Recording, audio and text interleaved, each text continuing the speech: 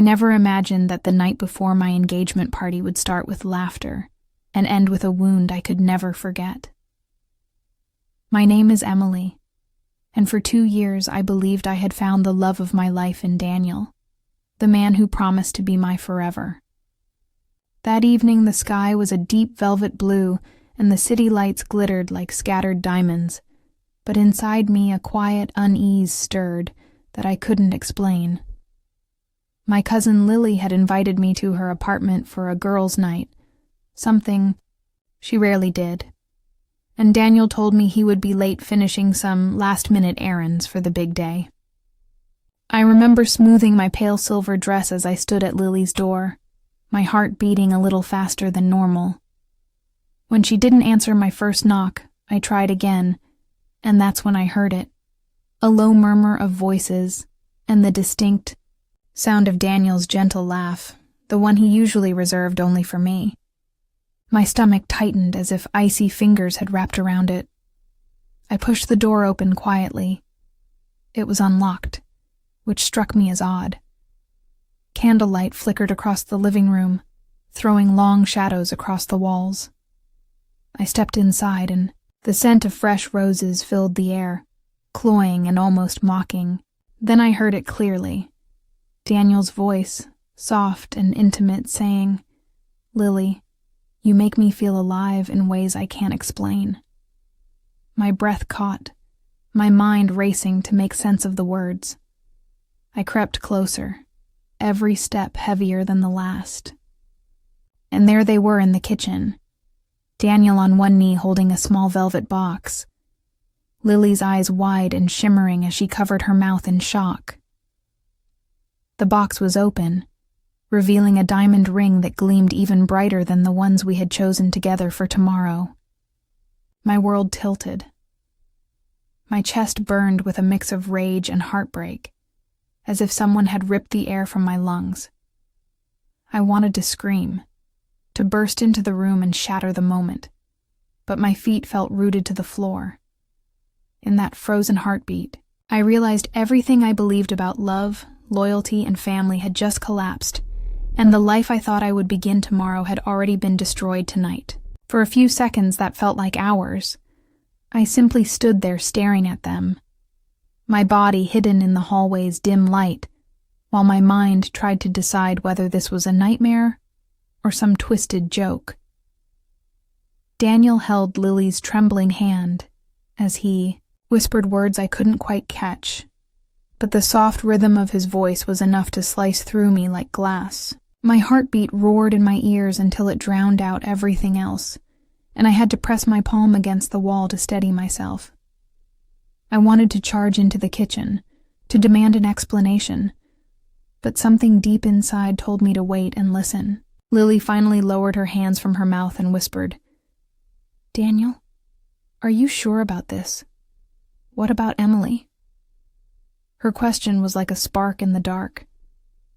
He sighed, the same sigh he used when he wanted to calm me, and said, "Emily doesn't understand me the way you do. We were rushed into this. Tomorrow's engagement is just a show. I'll break it off after. I want you, Lily. You're the one I truly love." My throat tightened until it hurt, tears threatening to fall, but anger burned hotter and kept them back. I stepped backward quietly, my shoes barely making a sound against the hardwood floor, until I reached the front door. Every muscle in my body shook with the effort of keeping silent. When the door clicked shut behind me, I finally let out a breath I didn't know I had been holding. The cold night air slapped my face, sharp and almost cleansing, but nothing could wash away the betrayal that clung to me. I walked quickly down the street with no direction, the city lights blurring as tears finally streaked my cheeks. The engagement party was less than 24 hours away. My family had flown in, reservations were made, and everyone believed we were on the brink of a lifelong promise.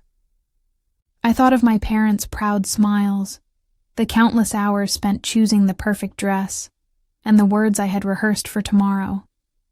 Each memory now felt like a cruel joke. I stopped under a streetlight and forced myself to breathe, my fists clenched as a new thought settled in.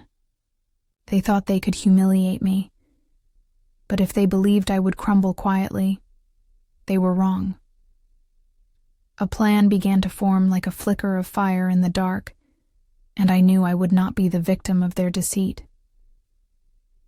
I wandered through the sleeping city for nearly an hour before I finally gathered the courage to call someone, and it was my best friend Clara who answered on the second ring, her voice warm and concerned. Even at that late hour, I didn't tell her everything. Just yet. I simply asked if I could come over, and within minutes I was sitting in her small living room surrounded by the comforting scent of chamomile tea.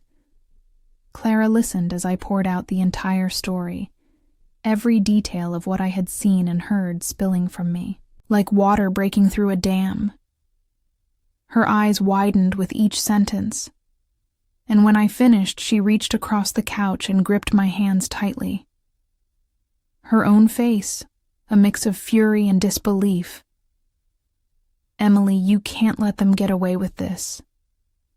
She said, her voice trembling with anger. "Tomorrow is supposed to be your day, not theirs. You have to show them you know, but you also have to stay calm and smart." Her words settled over me like a shield. I felt the sting of betrayal, but also the first spark of determination. Clara helped me think through possibilities. What would hurt them most was not screaming or crying, but turning their own plan upside down. We stayed awake until dawn, sketching out the bones of a strategy. I would not cancel the engagement party. I would not call anyone, and I certainly would not warn Daniel or Lily they expected a spectacle of love. And tomorrow they would get one, but not the kind they imagined as the morning light seeped through Clara's curtains. I felt a strange calm settle inside me. It was as if my heart had been reforged overnight, no longer fragile but sharp and unbreakable. Clara pressed a steaming mug into my hands and said, "Remember, Emily, you hold the power now. Make every move count." I nodded silently, already picturing the look on their faces when their secret unraveled. Before everyone we cared about, there was no need for shouting or chaos. My revenge would be quiet, deliberate, and unforgettable by the time I left her apartment. The city was waking birds calling from rooftops and people beginning their daily routines. Yet for me, it was the dawn of something entirely different, the dawn of my own justice. I returned to my apartment just as the morning sun painted the sky in pale gold and pink, and for a moment I almost allowed myself to forget the night before. But the sight of Daniel's jacket hanging neatly on the back of a chair snapped me back to the cold reality. I moved silently around the room's gathering. What I needed for the day, my dress carefully laid out, my jewelry glinting in the soft light. It all looked so beautiful and so false, like props in a play I no longer believed in. Daniel texted me just after 8, a cheerful message about how excited he was for tonight and how much he loved me. My stomach tightened, but I forced my fingers to type a sweet reply. Every word, a mask hiding the storm beneath. Later, my parents arrived to help with last-minute details. My mother's face glowing with joy as she fussed over table settings and flowers.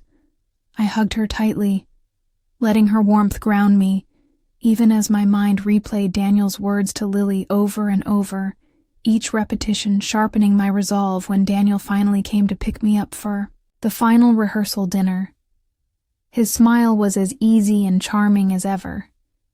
He kissed my forehead and whispered how beautiful I looked. I smiled back, keeping my eyes steady and my heart hidden. He had no idea that every second of our conversation was a thread in the web I was quietly weaving at the restaurant. Our families chatted and laughed, while Daniel sat beside me, holding my hand under the table, his thumb tracing idle circles on my skin. It was the same gesture that once brought comfort, but now felt like a silent insult. Each time he touched me, I felt the weight of his betrayal, heavier than before. I caught Lily's eye across the table. She looked nervous, glancing at Daniel when she thought no one was watching. I gave her the smallest of smiles, one that told her I knew far more than she realized, and her face drained of color. By the time dessert was served, my plan was fully formed. I would let them play their parts for just a few more hours, and then before everyone I loved would take back the power they had tried to steal. The hours leading up to the engagement party passed like a dream. I moved through preparations with a calmness that surprised even me, while inside my thoughts sharpened into a single unwavering purpose. I dressed carefully, choosing the very gown Daniel had helped me select weeks earlier, a soft ivory piece that floated around me like a whisper of the life we were supposed to begin tonight. The irony made my lips curve into a private smile as I applied my makeup with steady hands. Each brush stroke felt like armor, every detail. A silent declaration that I would not be broken by their betrayal. When the evening finally arrived, the hall was bathed in warm golden light and filled with the gentle hum of music and chatter. Friends and relatives embraced me, offering their congratulations, unaware of the secret that pulsed beneath the surface. Daniel stood at the entrance, greeting guests, his arm slipping easily around my waist when I joined him. His touch was practiced and perfect, like a man who believed the world still belonged to him. Lily arrived moments later, dressed in a shimmering blue dress that caught every flicker of light. Her eyes darted toward me, then quickly away, her forced smile. A crack in the mask she struggled to keep in place. I met her gaze with an expression so serene it unsettled her immediately, and I saw her swallow hard. Daniel leaned close to me, whispering how radiant I looked, and how lucky he felt to be marrying me tomorrow. His breath warm against my ear, but his words slid off me like rain against glass. As the evening unfolded, I moved from guest to guest, thanking them for coming, and listening to their kind words, all the while keeping one eye on the pair who had betrayed me. I could sense their growing unease as the night deepened. Perhaps they feared that something in my calm demeanor hinted at knowledge they were desperate to keep hidden. When the time came for speeches, my father stepped up first, his voice thick with pride as he spoke of family love and the future Daniel and I were meant to share. When the applause faded, I knew it was my moment. The hall grew quiet, the expectant hush of an audience waiting for the bride-to-be to speak, and I stepped forward, my heart steady, and my voice ready to turn their secret into the evening's unforgettable revelation. I took the microphone with a slow, measured breath and looked around the room at the faces of everyone who had gathered to celebrate what they thought was a joyful promise of a lifetime together. My parents smiled proudly from their table. My friends leaned forward, eager to hear the story of how Daniel and I had fallen in love. And the sound of the band's soft background music faded into nothing. As all attention settled on me, I began with a gentle thank you, expressing my gratitude to each person who had traveled from near and far to witness this moment. And I could feel Daniel's warm hand resting lightly at the small of my back, his confidence radiating like a man who believed the night belonged to him. I spoke of love, of trust, of the delicate bonds that tie two souls together, and as I described how those bonds can either be strengthened by honesty or destroyed by betrayal, I felt the atmosphere tighten like a drawn bowstring. Daniel shifted slightly behind me, and Lily, who stood near the corner, stiffened her fingers, gripping her champagne flute until her knuckles whitened. I kept my voice soft, but unyielding, painting a picture of a woman who believed she was cherished, until she discovered that the man she was meant to marry had already pledged his heart elsewhere. The room grew still, only the occasional gasp breaking the silence. I finally turned and faced Daniel, his eyes wide now, his confident smile faltering as realization settled over him, the weight of the truth pressing down like a storm cloud. I said his name clearly, so there could be no mistake. And I told everyone that the night before, I had seen with my own eyes the man I loved kneeling to propose to my cousin. The crowd erupted in shocked whispers. My mother covered her mouth in disbelief, and my father's face hardened into a mask of fury. Lily's glass slipped from her hand, shattering on the floor as Daniel's face drained of all color. I did not raise my voice. I simply let the truth fill the room and hang there heavy and undeniable. When I finally handed the microphone back and stepped away, a wave of quiet strength washed through me. Because in that single unbroken moment, I had reclaimed every ounce of power they tried to steal for a heartbeat. The entire hall stood frozen, and then the sounds of disbelief rippled like a sudden wind across the tables. A few people gasped, others whispered, and someone near the back let out a sharp, incredulous laugh. Daniel opened his mouth as if to speak, but only a strangled noise came out, and his eyes darted from me to Lily as though hoping she might rescue him. Lily's face was a mask of terror, her lips trembling as she tried to form words that would not come. My father rose slowly, his chair scraping loudly against the polished floor, and the sound echoed like a gavel. Striking in judgment, Daniel finally found his voice, but the confidence that usually wrapped his words was gone, replaced by a stammering plea for me to listen to him, to let him explain. But the room no longer belonged to him or to Lily. It belonged to the truth. And to me. I held my head high, refusing to let even a flicker of weakness show, and simply said, "There is nothing left for you to explain, because I saw everything and heard enough to know exactly what you planned." My mother crossed the room and placed a protective arm around my shoulders, her eyes never leaving Daniel's face. And for the first time since I had known him, he looked small and cornered. Relatives, who had once adored him, now stared with narrowed eyes. A friend of mine muttered something about shame under her breath, and the words seemed to hang in the charged air. Daniel stepped forward, reaching out, but I moved back, my voice calm but unshakable, when I told him that the engagement was over, that the ring he had given me was no longer a promise, but a symbol of betrayal, and that he and Lily could decide what to do with their broken secret. Now it was theirs alone to carry. The band began to play softly again, as if to fill the heavy silence. But the melody only made the tension sharper, and then, without another glance at Daniel or Lily, I turned away and felt the strength of every step as I walked toward the exit, my family close behind each stride, a declaration that I would never again be defined by their choices. The cool night air outside, the hall wrapped around me like a sudden release, and for the first time in 24 hours, I allowed myself a deep, full breath. My mother's hand squeezed mine, and my father's steady presence at my side felt like a wall of unspoken support.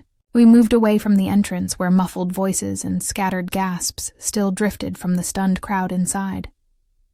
Clara hurried after us, her eyes fierce with pride and relief, and when she reached me, she pulled me into a tight embrace, whispering that I had done the bravest thing she had ever witnessed. I felt the last tremors of anger begin to melt into something steadier.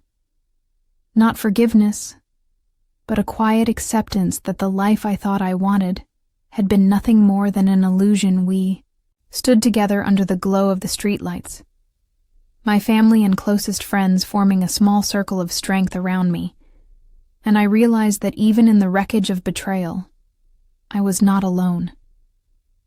Daniel's world might have crumbled in there, but mine was already rebuilding itself on a foundation far stronger than the fragile trust I had once placed in him. Clara suggested we go to her apartment to escape the chaos, and my parents agreed. So we walked together through the sleeping city, the night carrying a hint of cool autumn wind that smelled of change and fresh beginnings. When we arrived, Clara brewed a pot of tea, and for the first time since yesterday evening, I let out a soft laugh. It surprised even me, and the sound felt like a promise of something better ahead. My father raised his cup and said that sometimes the hardest truths are gifts in disguise, because they free us from the wrong path and guide us toward the life we truly deserve. His words settled into me like warm light. I knew that healing would take time, that trust would not return easily, but I also knew I had stepped into a new strength that could never be taken away. The betrayal that had cut so deep only hours earlier had become the spark for my own awakening, and as I sat surrounded by those who loved me, I understood that this night marked not the end of a dream, but the beginning of a future I would build on my own terms.